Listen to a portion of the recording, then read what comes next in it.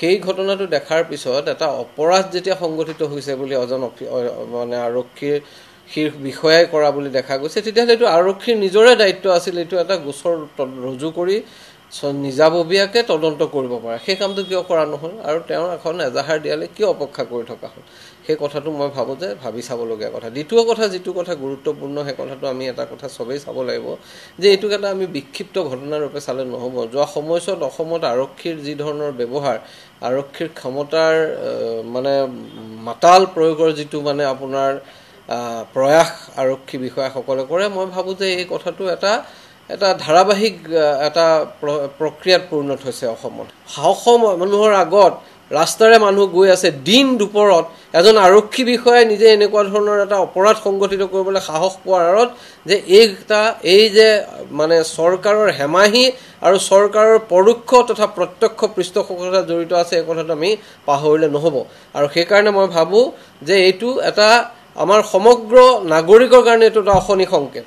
এইটো মুখ্যমন্ত্ৰী আজি মানুহৰ প্ৰতিবাদ দেখি মানে যি ধৰণৰ প্ৰতিক্ৰিয়া মানুহে প্ৰকাশ কৰিছে সামাজিক মাধ্যমত, তাৰ কাৰণে আজি এইটো কথা কৈছে। সেইকাৰণে আজি এই ঘটনাটোত প্ৰতিক্ৰিয়া হিচাপে তেওঁলোকে যিটো কৰিছে এইটো ঠিকে আছে, এইখিনিলৈকে ঠিকে আছে, কিন্তু এইটোও এনচিয়ৰ কৰিব লাগিব যে যিজন দোষী আৰক্ষী বিষয়া তেওঁ যাতে শাস্তি পায় আৰু এনেকুৱা ধৰণৰ মানে অতিচাৰ মানে এক্সেচিভ ফ'ৰ্চ ব্যৱহাৰ কৰা সকলো আৰক্ষী বিষয়াৰ ওপৰতে মই ভাবোঁ যে শাস্তিমূলক ব্যৱস্থা ল'লেহে এনেকুৱা ধৰণৰ ঘটনাক আমি প্ৰতিৰোধ কৰিব পাৰিম আৰু আৰক্ষী দায়বদ্ধতা আয়োগক এক প্ৰকৃতাৰ্থত আপোনাৰ শক্তিশালী প্ৰতিষ্ঠান হিচাপে গঢ়ি তোলাটো মই ভাবোঁ যে এই সময়ত নাগৰিকৰ কাৰণে অত্যন্ত গুৰুত্বপূৰ্ণ কথা।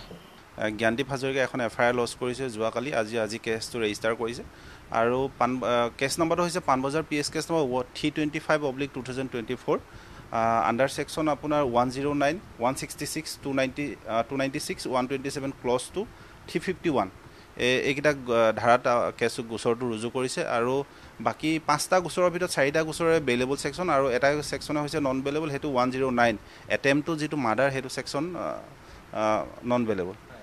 10 বছৰলৈকে সেইটো ধাৰাত মানে ইমপ্ৰিজনমেণ্ট আছে, সেইটোৱে নন বেইলেবল। ইনভেষ্টিগেশ্যনত ওলাব যিহেতু আপোনাৰ 160 আপোনাৰ IT ছেকশ্যনটো আহিব পাৰে, যিহেতু ভিডিঅ'টো ভাইৰেল হৈছে আৰু যিজন ইনভেষ্টিগেটিং অফিচাৰ থাকিব সেই নিশ্চয় সেই তদন্তৰ খাতিৰত তেওঁ ভিডিঅ'টো চিজ কৰিব আৰু এভিডেঞ্চৰি ভেলু তেওঁ ভিডিঅ'টো বনাব, যিহেতু তেতিয়াহ'লে IT ছেকশ্যন আহিব পাৰে। তেওঁলোকে এতিয়া 2টা তদন্ত হৈ আছে।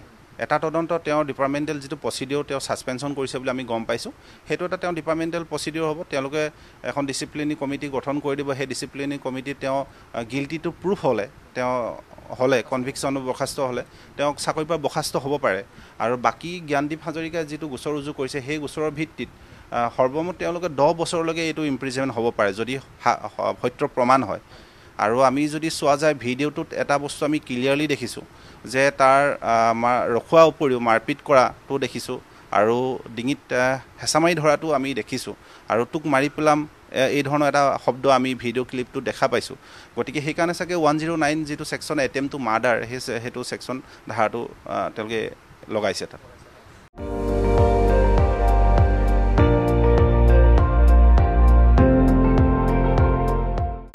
আপুনি চাই আছে ND24, সৰ্বশ্ৰেষ্ঠ নহয় সৰ্বোত্তমৰ দৌৰ।